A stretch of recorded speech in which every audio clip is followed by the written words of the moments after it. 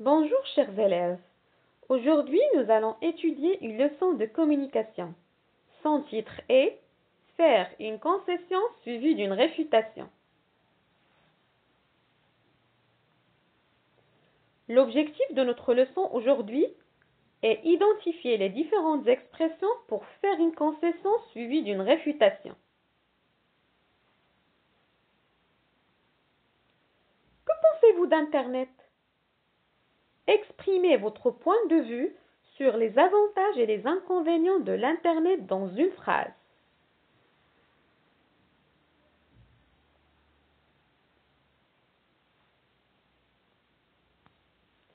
Il y en a parmi vous qui vont dire l'Internet est un moyen qui facilite la communication.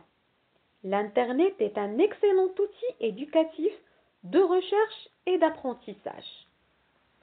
Il y en a d'autres qui vont dire l'Internet peut rendre les jeunes paresseux. L'Internet peut gaspiller le temps des jeunes. Donc ici, vous avez exprimé vos points de vue sur les avantages et les inconvénients de l'Internet. Observez avec moi ce tableau. Il est divisé en deux colonnes. La première colonne représente la situation de communication. La deuxième colonne représente l'acte de parole. Qu'est-ce qu'on veut dire par une situation de communication? La situation de communication veut dire la personne qui parle et à qui parle-t-il.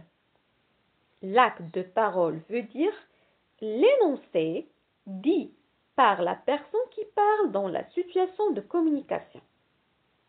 Donc faites attention, je vais vous lire. Situation de communication. Un journaliste fait une concession suivie d'une réfutation à propos des avantages et des inconvénients de l'Internet. Acte de parole. Il est vrai que l'Internet permet aux jeunes de faciliter leur communication avec leurs amis, faire des recherches et comprendre des leçons par des vidéos à distance. Mais l'Internet peut rendre les jeunes paresseux et gaspille leur temps. Qui parle dans la situation de communication? Réponse. Un journaliste. À qui parle-t-il? Réponse. Au lecteur. De quoi parle-t-il? Réponse. Des avantages et des inconvénients de l'Internet. Quelle opinion le journaliste admet-il sur l'Internet? Réponse. L'Internet permet aux jeunes de faciliter leur communication, faire des recherches et comprendre des leçons par des vidéos à distance. Relève dans l'acte de parole une expression employée par le journaliste pour admettre son opinion. Il est vrai que c'est une expression qui exprime une concession. Donc, il est vrai que est un moyen que vous pouvez employer pour exprimer un accord partiel. Il est vrai que est un moyen que vous pouvez employer pour accepter une partie d'une idée. Quelle opinion le journaliste rejette-t-il dans son énoncé? Réponse. L'Internet peut rendre les jeunes paresseux et gaspille leur temps. Relève l'expression employée par le journaliste pour rejeter son opinion. Mais, c'est une expression qui exprime une réfutation. Cela veut dire que vous pouvez employer le moyen mais pour s'opposer à une idée. Donc maintenant, nous allons définir ce qu'on veut dire par faire une concession, faire une réfutation. Faire une concession, c'est accepter une idée de façon partielle. Qu'est-ce qu'on veut dire par une façon partielle? Accepter une idée de façon partielle veut dire accepter une partie d'une idée et non pas toute l'idée.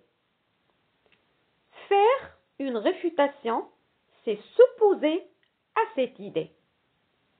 Cela veut dire que faire une concession suivie d'une réfutation, c'est le fait de représenter deux raisonnements contraires.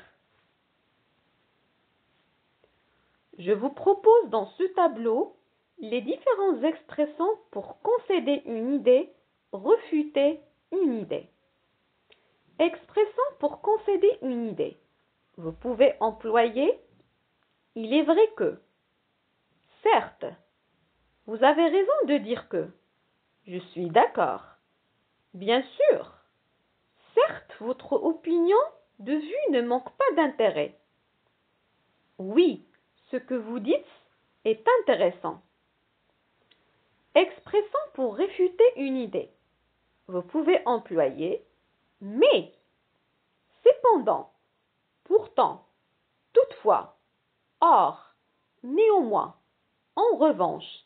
Mais si on réfléchit un peu, on est obligé de faire remarquer que.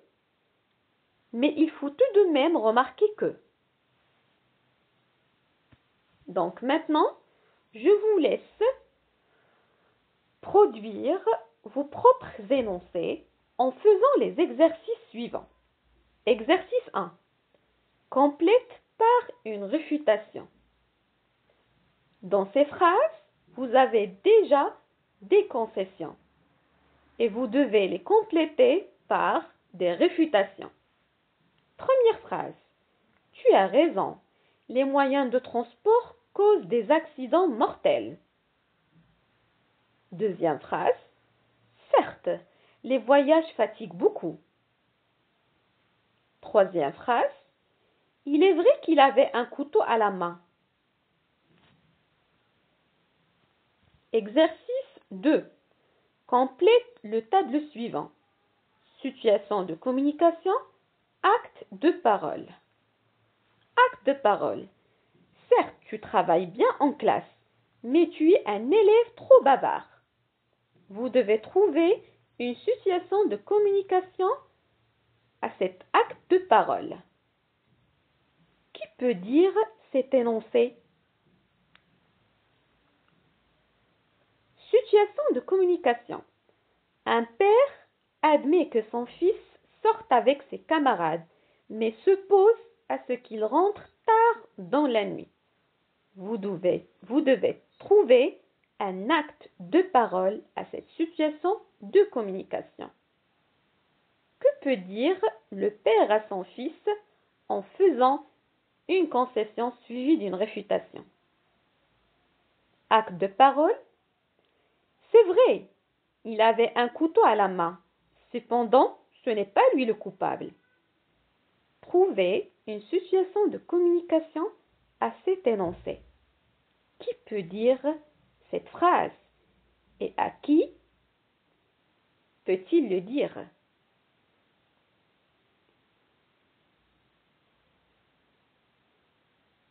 Bon courage et merci pour votre attention.